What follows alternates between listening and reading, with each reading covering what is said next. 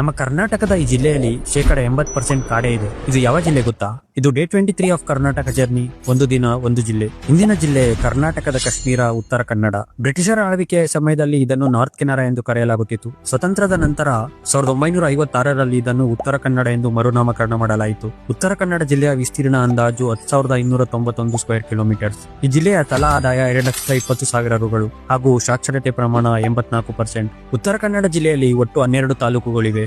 ಜೋಯಿಡಾ, ದಾಂಡೇಲಿ, ಹಳಿಯಾಳ, ಕಾರವಾರ, ಯಲ್ಲಾಪುರ, ಮುಂಡಗೋಡು, ಅಂಕೋಲಾ, ಸಿರ್ಸಿ, ಕುಮಟಾ, ಸಿದ್ದಾಪುರ, ಹೊನ್ನಾವರ ಹಾಗೂ ಕೊನೆಯದಾಗಿ ಭಟ್ಕಳ.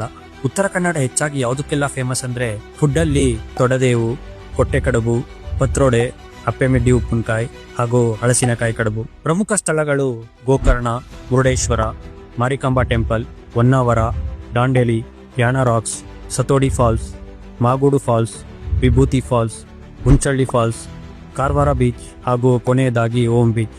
ಉತ್ತರ ಕನ್ನಡ ಜಿಲ್ಲೆಯ ಇಂಟ್ರೆಸ್ಟಿಂಗ್ ವಿಷಯ ಏನಂದ್ರೆ ಕಾರವಾರದಲ್ಲಿರುವ INS ಕದಂಬ ಭಾರತದ ಅತಿ ದೊಡ್ಡ ಹಾಗೂ ಅತ್ಯಂತ ಪ್ರಮುಖ ನೌಕಾ ನೆಲೆಯಾಗಿದೆ. ಹಾಗೂ ಈ ಜಿಲ್ಲೆಯ ಒಟ್ಟು ವಿಸ್ತೀರ್ಣದಲ್ಲಿ ಶೇಕಡ 80% ಬರೀ ಕಾಡೇ ಇದೆ. ಇದು ಕರ್ನಾಟಕದಲ್ಲಿ ಅತಿ ಹೆಚ್ಚು ಅರಣ್ಯ ಪ್ರದೇಶ ಹೊಂದಿರುವ ಜಿಲ್ಲೆಯಾಗಿದೆ. ಮತ್ತೆ ಉತ್ತರ ಕನ್ನಡ ಪಶ್ಚಿಮ ಘಟ್ಟಗಳ ಪ್ರಮುಖ ಭಾಗವಾಗಿದ್ದು, ಪಶ್ಚಿಮ ಘಟ್ಟಗಳು ಯುನೆಸ್ಕೋ ವಿಶ್ವ ಪರಂಪರೆಯ ತಾಣವಾಗಿದೆ ಹಾಗೂ ಬಯೋಡಿವರ್ಸಿಟಿ ಹಾಟ್ಸ್ಪಾಟ್ ಕೂಡ ಆಗಿದೆ. ಹಾಗೂ ಕೊನೆಯದಾಗಿ ಭಾರತದ ಪ್ರಮುಖ ನ್ಯೂಕ್ಲಿಯರ್ ಪ್ಲಾಂಟ್ ಗಳಲ್ಲಿ ಒಂದಾದ ಕೈಗಾ ನ್ಯೂಕ್ಲಿಯರ್ ಪವರ್ ಪ್ಲಾಂಟ್ ಈ ಜಿಲ್ಲೆಯಲ್ಲೇ ಇರೋದು. ಇಲ್ಲಿ ಉತ್ಪಾದನೆ ಮಾಡುವ ವಿದ್ಯುತ್ ಅನ್ನು ಕರ್ನಾಟಕ ಅಲ್ಲದೆ ಆಂಧ್ರ ಪ್ರದೇಶ್, ಕೇರಳ, ತಮಿಳುನಾಡು ಹಾಗೂ ಪುದುಚೇರಿಗೂ ಕೂಡ ಸರಬರಾಜು ಮಾಡಲಾಗುತ್ತದೆ. ನೀವೇನಾದ್ರೂ ಉತ್ತರ ಕನ್ನಡ ಜಿಲ್ಲೆಯವರಾಗಿದ್ರೆ ಈ ರೀಲ್ ನ ಮಿಸ್ ಮಾಡದೆ ನಿಮ್ಮ ಸ್ಟೋರಿಗೆ ಹಾಕೊಳ್ಳಿ ಮತ್ತೆ ಹೆಚ್ಚಾಗಿ ಶೇರ್ ಮಾಡಿ. ಹಾಗೂ ಇದೇ ರೀತಿ ಎಲ್ಲಾ ಜಿಲ್ಲೆಯ ವಿಡಿಯೋಗಾಗಿ ಫಾಲೋ ಮಾಡಿ ಗೋ ಕನ್ನಡಿಗ.